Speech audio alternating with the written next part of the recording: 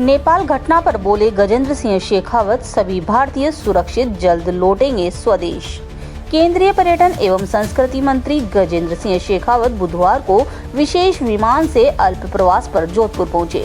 Airport पर media से बातचीत में उन्होंने कहा कि नेपाल की हालिया घटना पर चिंता जताई और कहा भारत सरकार पूरी सतर्क है। उन्होंने बताया है कि नेपाल में बड़ी संख्या में भारतीय रहते हैं, लेकिन उनके खिलाफ किसी भी तरह की घटना या हरकत की सूचना अब तक नहीं मिली है। कैलाश मानसरोवर यात्रा पर गए यात्रियों और अन्य पर्यटकों से लगातार संपर्क किया जा रहा है। वर्तमान में एयर मार्ग पर संचालन रुका हुआ है, लेकिन कुछ ही समय में उड़ानें शुरू हो जाएगी। भारत सरकार के विमान पहले ही नेपाल में खड़े हैं और भारतीय नागरिकों को सुरक्षित लाने की पूरी व्यवस्था की जा रही है। शेखावत ने कहा, सड़क मार्ग फिलहाल सुरक्षित और प्रभावी विकल्प है, लेकिन अभी हालात सामान्य नहीं है। थोड़ा रुकने के बाद ही यात्रा करने की सलाह दी जाएगी।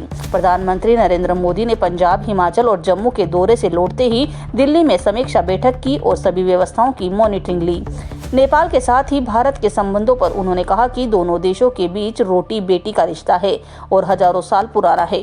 नेपाल की घटना से इन संबंधों पर कोई असर नहीं पड़ेगा। भारत पूरी तरह सुरक्षित है, सीमाएं सुरक्षित है और ऐसी परिस्थितियों से निपटने में सक्षम भी है। उपराष्ट्रपति चुनाव को लेकर पूछे गए सवाल पर शेखावत ने कहा कि 15 वोट खारिज होना चिंता और दुखद का विषय है। उन्होंने कहा, राहुल गांधी और सुदर्शन रेड्डी द्वारा अंतरात्मा की आवाज पर वोट देने की अपील से स्पष्ट था कि एनडीए उम्मीदवार सीपी राधाकृष्णन को अपेक्षित मतों से अधिक समर्थन मिलेगा। जोधपुर से संवाददाता अभिषेक सेन की खास रिपोर्ट।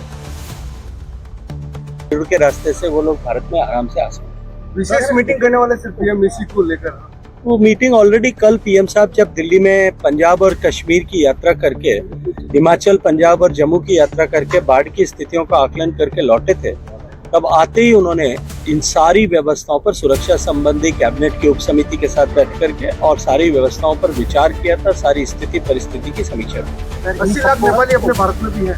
निश्चित रूप से वो हमारे मित्र हैं। नेपाल हमारा मित्र राष्ट्र है। नेपाल के साथ हमारा रोटी बेटी का संबंध है। नेपाल के साथ हमारा दिल का रिश्ता है और वो रिश्ता हजारों साल पुराना है। इसलिए हमारे रिश्ते में कहीं भी इन सब घटनाक्रम का न पहले भी इस तरह के घटनाक्रम होने पर कोई प्रभाव हुआ है, न आज भी होने वाला।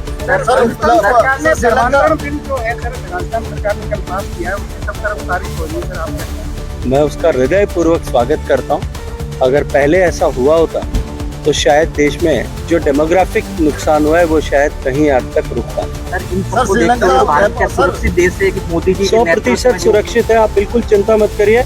और आपके दर्शकों से भी कहूंगा कि वो भी चिंता करना बंद कर दें। भारत की सीमाएं सुरक्षित है, भारत आंतरिक दृष्टिकोण से सुरक्षित है, न केवल सुरक्षित है अपितु ऐसी हर परिस्थिति का जवाब देने के लिए सशक्त भी है और समर्थ भी है। सर, श्रीलंका, बंगाल और नेपाल से लगातार जो आसपास के देशों में घटनाक्रम हो रहा है, कहीं ना कहीं देश के लोगों की चिंता बढ़ रही है। कि मैंने कहा, जो मैंने अभी कहा फिर दोहरा देता हूँ, भारत की सीमाएं सुरक्षित है, भारत आंतरिक दृष्टिकोण से सुरक्षित है और भारत लोकतांत्रिक रूप से, भारत के लोगों की भावना, लोकतंत्र में आस्था और भावना इतनी प्रबल है कि भारत में इस तरह का कोई कभी भी, आज नहीं आने वाले 100 साल में भी कभी इस तरह की स्थिति परिस्थिति बने, इसकी संभावना नहीं। सर, पढ़े लिखे वोट करते हैं, उपराष्ट्रपति चुनाव में 15 वोट खारिज हो गए।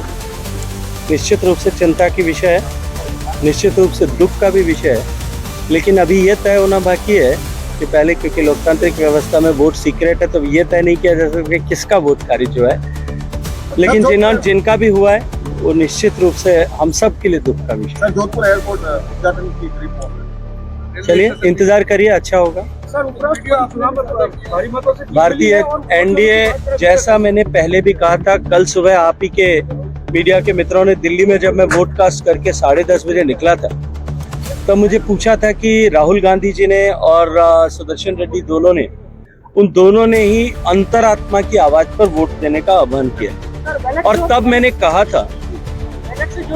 कहा था कि अगर अंतरात्मा की आवाज पर वोट देने का आह्वान किया गया तो निश्चित रूप से सीपी राधाकृष्णन जी को एनडीए के जितना मत है उससे भी 20, 25, 30 वोट एक्स्ट्रा मिलेंगे। क्योंकि अगर अंतरात्मा की आवाज पर कोई वोट करेगा तो भारत के भविष्य को दृष्टिगत रखते हुए और सीपी राधाकृष्णन जी के व्यक्तित्व को दृष्टिगत रखते हुए हमको जितनी संख्या हमारी है उससे अधिक वोट मिलेगा, और वही हुआ है।